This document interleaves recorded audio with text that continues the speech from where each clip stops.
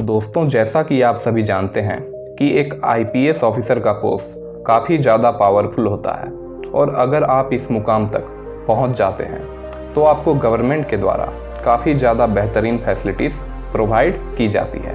तो दोस्तों, आज की इस वीडियो में मैं बात करूंगा आईपीएस ऑफिसर्स को दी जाने वाली 10 बेहतरीन और अनोखी फैसिलिटीज़ के बारे में। तो दोस्तों, इस वीडियो के साथ अंत तक बने रहिए। चलिए दोस्तों, वीडियो शुरू करते हैं। Number 10, security. दोस्तों, आईपीएस ऑफिसर का पोस्ट लॉ एंड ऑर्डर को मेंटेन करने का होता है।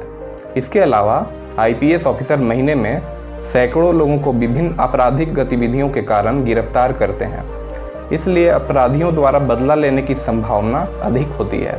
इसी वजह से आईपीएस ऑफिसर को गवर्नमेंट के द्वारा सिक्योरिटी प्रदान की जाती है। आईपीएस ऑफिसर के साथ हमेशा 2 से 3 सिक्योरिटी गार्ड्स सुरक्षा घेरा में मौजूद होते हैं। इसके साथ ही आईपीएस ऑफिसर के घर के मेन गेट पर तथा घर के बाहर भी सिक्योरिटी गार्ड्स हथियारों से लैस होकर तैनात होते हैं। Number 9, salary. दोस्तों, भारत में जब से 7th पे कमीशन लागू हुआ है उसके बाद से ही आईपीएस ऑफिसर की सैलरी काफ़ी ज़्यादा आकर्षक हो गई है। तो दोस्तों, आइए जानते हैं आईपीएस ऑफिसर की सैलरी के बारे में। तो दोस्तों, जब आईपीएस ऑफिसर प्रोबेशन पीरियड के दौरान अपना पदभार ग्रहण करते हैं तो उन्हें जो पहली पोस्ट मिलती है वह डेप्यूटी सुपरिटेंडेंट ऑफ पुलिस यानी डीएसपी की पोस्ट मिलती है। इस दौरान आईपीएस ऑफिसर की मंथली सैलरी 56,100 रुपीज़ के आसपास होती है। अपने 1 साल की सर्विस पूरी करने के बाद जब IPS officer additional superintendent of police यानी एएसपी के रूप में प्रमोट होते हैं तो उनकी मंथली सैलरी 67,700 रुपीज़ तक पहुंच जाती है। इसी तरह से आईपीएस ऑफिसर जब अपने 4 साल की सर्विस कंप्लीट करने के बाद सुपरिटेंडेंट ऑफ पुलिस यानी एसपी के रूप में प्रमोट होते हैं तो उनकी मंथली सैलरी बढ़कर 78,800 तक हो जाती है। तो दोस्तों, जैसे जैसे आईपीएस ऑफिसर का प्रमोशन होता रहता है वैसे ही उनकी सैलरी भी बढ़ते जाती है और यह सैलरी बढ़कर 2,25,000 रुपये तक पहुंच जाती है। हालांकि यह सैलरी किसी पार्टिकुलर डिवीज़न, सब डिवीज़न या एरिया के हिसाब से काफ़ी ज़्यादा भी बढ़ सकती है। Number 8, study leave.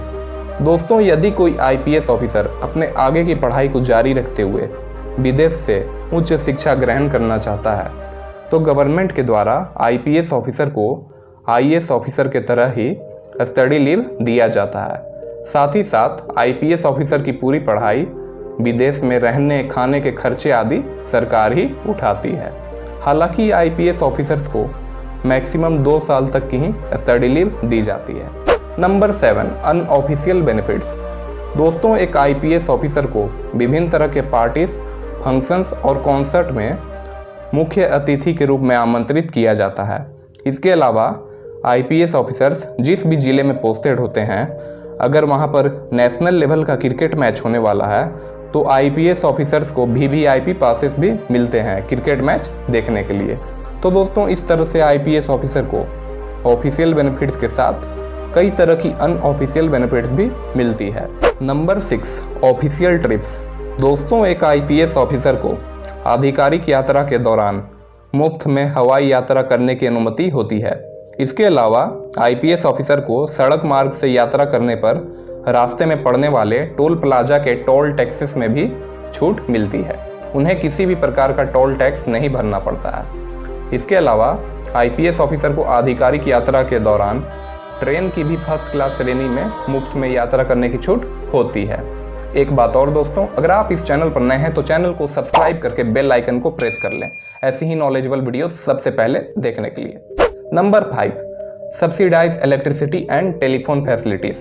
दोस्तों, एक आईपीएस ऑफिसर को एक तय सीमा तक इलेक्ट्रिसिटी और फोन का बिल नहीं देना होता है। यह तय सीमा इतनी ज़्यादा होती है कि आमतौर पर कहा जा सकता है कि आईपीएस ऑफिसर्स के लिए यह सुविधाएं फ्री ही हो जाती है। इसके अलावा आईपीएस ऑफिसर को फ्री इंटरनेट और एसएमएस सर्विसेज भी दी जाती हैं। Number 4, health and retirement benefits. दोस्तों, एक आईपीएस ऑफिसर को काफ़ी सारे हेल्थ बेनिफिट्स भी मिलते हैं। जैसे उन्हें अस्पताल में फ्री मेडिकल ट्रीटमेंट्स दिए जाते हैं। इसके अलावा आईपीएस ऑफिसर को मेडिकल लीव्स भी दी जाती है। साथ ही साथ आईपीएस ऑफिसर को रिटायरमेंट के समय 80 से 85 लाख रुपए दिए जाते हैं, जो कि आईपीएस ऑफिसर के पीएफ यानी प्रोविडेंट फंड के पैसे होते हैं। हालांकि रिटायरमेंट के बाद आईपीएस ऑफिसर को सरकार द्वारा किसी भी प्रकार का पेंशन नहीं मिलता है। Number 3, vehicles. दोस्तों, एक आईपीएस ऑफिसर को सरकार द्वारा एक आधिकारिक वाहन भी प्रदान किया जाता है।